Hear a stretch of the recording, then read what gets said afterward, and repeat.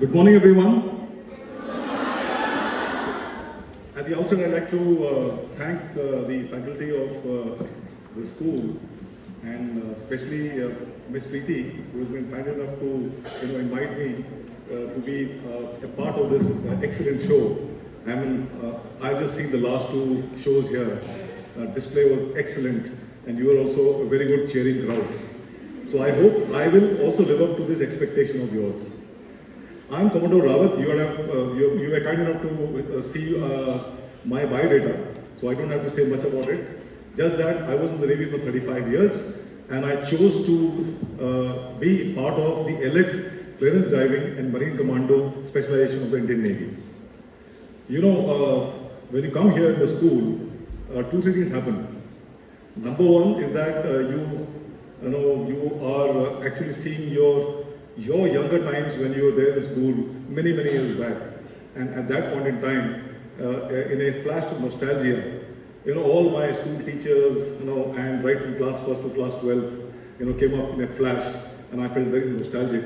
And at that point in time, I felt very jealous of you all, because today you're really enjoying and living that times which I now miss, and I can never achieve that. So, since you are in the school and you are enjoying the times, make the best out of it. So I was told to say something about motivation talks and all to already motivated young children. So I'll try to put in my best to ensure that your motivation rises up a wee bit from what it is today. So my topic is self-confidence.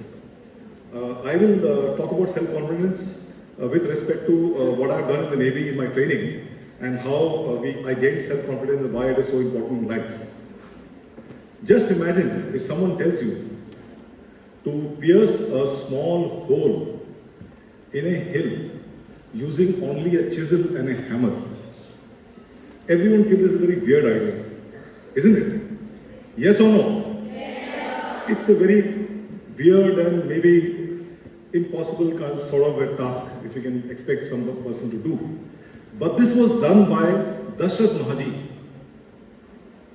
He was a poor farmer living in Bihar, and he dug a tunnel, rather a highway, through the hill, which was 100 meters in length and 10 meters in width. And thereby they shortened the distance between the nearest city, hospital, and his village by almost 2/3. Why? Because he had a tragedy at home and his wife succumbed to injuries and he could not take her on time to reach the hospital, and that is why she couldn't survive. So that he took as his goal in life. And he did that in 22 long years. He toiled hard with his grit and determination and never say die attitude. And when people who watched him doing it, they found this guy's gone nuts, he's crazy. And something which what he's doing is impossible to achieve. But he did achieve it. And mind you, without any equipment other than these two, chisel and hammer, 22 long years. Well, this is what is a display of positivity. You see this kind of people all around you. People who got a positive attitude. They walk tall, they always smile, they're available to you for advice. They seek your advice when they don't know. And they don't feel shy in saying that, admitting that they don't know things. And they're always helpful, they're always cheerful, they walk with an aura of confidence. These are the people who are positive in nature. Then there are other people who feel that everything, all problems in the world has fallen on their shoulders. They're always whining, they're always cribbing about small things. And these are the people who got negative mentality. So there are two aspects, positive mentality and negative mentality. So it is not the situation which is different. It is the way you perceive a situation which makes it your positive approach or your negative approach. Now in my career in service, I have realized that positivity and negativity are only a state of mind. And whatever is the state of mind can be changed. And one of the many ways of changing this state of mind is by developing self-confidence. Remember, I am using the word developing self-confidence because nobody is born with self-confidence. You actually imbibe it by the environment where you are staying, with your parents, with your siblings, and importantly, the 12 long years of your most important time of your youth, which you spend in school, from your teachers. They are the people who infuse loads and loads of self-confidence in you. So self-confidence is very important. It becomes like an elixir of life. It is a catalyst which turns your dream into reality. It acts as an engine and acts as a beacon of hope. It makes you do things, attempt things which are insurmountable, and you are able to achieve and succeed at the end of your journey. So this is what is self-confidence. So what is self-confidence? Self-confidence is nothing but a personal belief and self-assurance of your capability, of your judgment, and of your power. Once you have that, it's a deadly combination. And let me tell you, it can actually create wonders in your life. Your dreams can become reality. And whatever you feel is things which are difficult at present, if you have self-confidence, you can achieve. Now, I want to discuss about self-confidence in detail because it is something which is not permanent, it is fragile.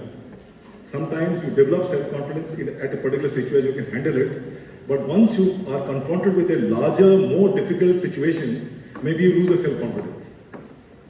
So, the kind of journey I had in the Indian Navy, I will just try to explain how it happens and what are the important aspects which are required for people to gain self-confidence. So, when I joined the Navy, I volunteered for a very high-risk course called the clearance driving, which is part of the Naval Special Warfare Operations.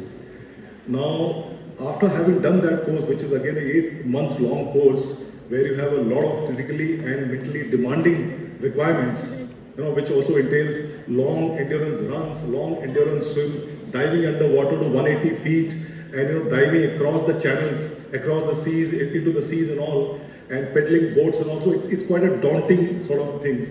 And not very many people can actually do that. So I finished that course, and I did that course because I had already qualified the national field NDA and the training there for 4 years, which had developed a lot of self-confidence in me to have undergone this course. After 2 years gap of doing this course, I volunteered for the elite Marine Commando specialization. Now, Marine Commando is actually a 4-dimensional force in the sense that we operate on land, we operate at sea, we operate underwater, and we also operate in the air by doing skydiving and parajumping. So, needless to say, if you have to have this kind of 4-dimensional capability to operate, the training requirements are pretty daunting and obviously very high element of skills are required to achieve this. And also, people who volunteer, only about 15 to 20% people are able to qualify the course. So that's why the course is a bit difficult. But in my growing up days in school, I used to read a lot of books about commandos and spy stories and all.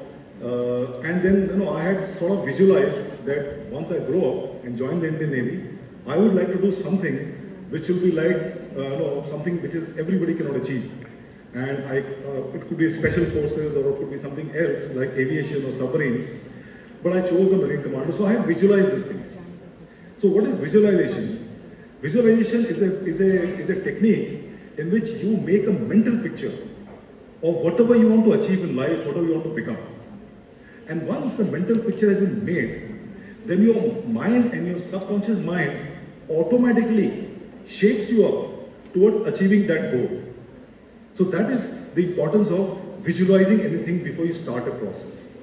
So I visualized that I would like to be a lean, mean fighting machine, a Marine Commando. You know what is a commando? Yes or no? Yes. So what is a commando? Have you watched a movie called Uri? Yes. That guy was a commando. So I also did something very similar, the course, not that, I did not do that operation, but that course. So after visualization was there, then I was able to continue with the course. The course is difficult as I told you, and it entailed, getting in the morning at 4 o'clock and doing a lot of exercise, physical exercises, and practically 17 hours in a day, you are either on sand or underwater or swimming or pedaling the boats and also all firing in the firing range or doing battle obstacle course. So overall, it was quite a jam-packed sort of things. It's like जोर का झटका बहुत जोर से लगे. So what happened after some time, when the course was going on, a lot of people felt, what am I doing? What are we doing actually? This is something which is avoidable. We could have chosen some other specialization in the Navy which was better and more relaxing than this, because this can lead to accidents. You can lose a limb or you can also lose your life. But it was the visualization which took us through this phase. And as time passed, the degree of difficulty only increased. Where we were doing 10-15 kilometers of runs in the morning, that almost doubled. And the underwater swimming also equally doubled. And then a lot of other activities kept on piling up. And about 18 hours in a day, we were only doing this. So it is but natural when you do this kind of, undertake this kind of hardship, there is an element of negativity which comes in your mind. So you start doing negative self-talks. What am I doing? Why should I do this? Is this so important? Can this not be avoided? All those things. But the only way to kill this negative thought is by doing positive self-talks. And what is positive self-talks? You start assuring yourself, look, yeah, I'm good, I can do this. When I was in school, I did this. And in my family, this is what people call me. My teachers would call me this because I was good in this activity. These are all positive self-talks. It builds up your self-confidence. And once you do this positive self-talks, all the negativity in your mind actually goes away. So the first is visualization, second is positive self-talks. These two are very important, building blocks for self-confidence. And that's how we continued in the course. And then the third phase was a more challenging phase, which is called the diving phase. Now in diving phase, there are a lot of activities. The first activity was in a swimming pool. So just imagine if you are told to just jump into the water and float for about 5 minutes. Is it difficult? Is it difficult? It's not difficult actually. All those NCC cadets who have done diving with Captain Chikara, I can assure you, it will be like in a jiffy it can be done. But if I tell you that you can actually tie your legs and hands from here and legs and your hands behind, and then you have to float for 5 minutes, then how is it going to be? Is it going to be easy or difficult? It's going to be difficult. Most of you sitting out here may not be able to do it because you're not trained for it. So even for the people like us who were not initiated with this kind of activity, it was difficult. But we used to actually, you can't actually float with legs and hands tied. You have to go down, you sink, then you kick the bottom, come up, take a gulp of breath, and again sink down, and like that you should bob up and down for 5 minutes. And then the instructors who's wearing diving set, they're sitting in the bottom of the pool, they're watching you for safety purpose, but at the same time, sometimes they should pull your leg also. And immediately when you're short of breath and you're coming up and gasping with the breath, they'll pull you down. So that, that feeling of drowning was very evident. And that's the reason why people used to shout and cry and also yelling used to go on. Yeah, I don't want to do the course and this and that, all those things. And quite funnily, this entire exercise was called Calm Pool Test. So now look at this. And after that, once you have done this 5 minutes of bobbing up and down, you're supposed to go down again. And the swim mask, which is kept in the bottom at around 15 feet, you're supposed to go down and pick it up with your mouth and then come up to the surface. And once you have done that, then you have to swim about 5-6 lengths of the swimming pool with legs and hands tied. Now believe me, it is easy. We have done it, and you also, once you try it, you can do it, but don't try it now in the swimming pool now. It's dangerous. It has to be done under the watchful eyes of instructors. So that done. So what actually the instructors, what were they doing to us? They were trying to take us outside the comfort zone. You know what is comfort zone? Comfort zone is a psychological state of mind where a person doesn't want to come out of it because there is nothing to challenge him. He doesn't want to take any hard tasking. And he's cocooned in that area. That's called comfort zone. It's like a small child when the baby is born and the mother is nursing the baby. He's in a comfort zone. or he or she is in a comfort zone. Whatever it likes to do or it orders to do, the mother actually looks after it. So he doesn't have to do anything. But that is not the way you can stay throughout your life, because all the difficult aspects of life and whatever you want to achieve in life lies outside the comfort zone. So once you're able to break the comfort zone, you come to the second zone called the fear zone. In the fear zone, you meet with a lot of obstacles, a lot of fears and considerations and all. You have to overcome that. Once you do that, you come to the third zone, which is called the learning zone. In the learning zone, you imbibe knowledge and prepare yourself so that whatever was you confronted in the fear zone, you are able to actually overcome that in the third zone, which is called the learning zone. And the last zone is the final zone, which is the maturity zone, where you have to set benchmarks. You have to learn new high-end skills so that you can do much better in life. So these are the 4 zones. So I'm talking about the first zone. So what the instructors were doing, they're taking us outside the comfort zone of safety. And once that was done, the element of self-confidence which came into us actually was able to see us through this difficult phase of the course. Now, the instructor were pulling us down, and it is not in joy or they're not trying to actually do something very difficult, dangerous, but they were trying to see whether we panic underwater, because that decides whether you will live or you will drown. So that was the exercise. It was not that they're trying to be murderers or something, but that was the exercise about it. So once this phase was over, the next phase was the land-borne commando phase, where we used to be, in the morning 8 o'clock, we used to be given a mess tin. Mess tin is small. All the NCC guys know what is mess tin. It's a small utensil where they used to give us kacha rice and some dal and some water, and we are supposed to pick out all the wood which are lying in the jungle and burn it and then make the breakfast for us. That was the breakfast. And sometimes the instructors would come and say, let's kick your food and say that, sorry, your vehicle which was coming was ambushed by the enemy, so you can't get food. So that day you remain hungry.